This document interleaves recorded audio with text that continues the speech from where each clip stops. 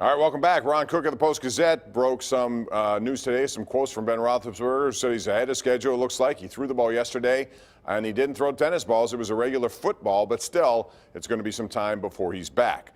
So, Chris Mueller, when you look at this, seems to be another step in the right direction, but how convinced are you that Ben Roethlisberger is going to be able to play efficiently for all 16 or 17 games or whatever they have? I mean, that's really the thing. I do think he's going to play, and I'm not going to make any cheap jokes about that ball being intercepted at his expense because Pony dunked on me on Twitter, and I'm feeling shame from it a day later. So I think the real question here is just how good he's going to be, because you can start to look at how much they're paying him and what that's going to do to the rest of their roster as far as a salary cap crunch.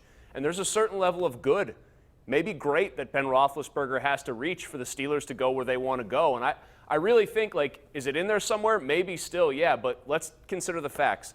He's coming off his last full season where he led the league in interceptions. He threw a ton of passes, basically had a slightly better Jameis Winston 2019 season in his 2018. He's 38 years old, and we have no idea if his arm strength, even if he's going to have a fully healed arm, is going to be what it used to be. That is a heck of a gamble that the Steelers are forced to try to bet on and win on. Well, it's nice that he's throwing. I mean, that's good news that he's throwing a football, but until he throws it in either game-like situations, in a preseason game or in a real game, and does it over and over and over again, then I'm going to feel better about where the Steelers quarterback situation is. Until that point, I still wonder about a guy his age with the elbow. So let's see if he can sustain that. But he is, if he's with the Steelers, with that defense, they're good enough to get to the Super Bowl. Well, without him, they're done. What I was hoping to see in that video, Bob, was has he practiced handing the ball off?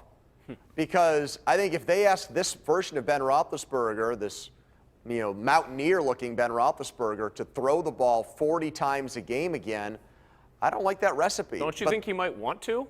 Well, I mean, he did it in 2018 no doubt. when they were similarly And this gets back to roster construction too, Chris. They have to give Ben Roethlisberger a reason to want to hand the ball off. What did Art Rooney tell you, Bob? We got to run the football in 2020, right? Right. Well, are they going to make strides and make moves to do that, or is it let's get Benny Snell and James Conner back in 2020?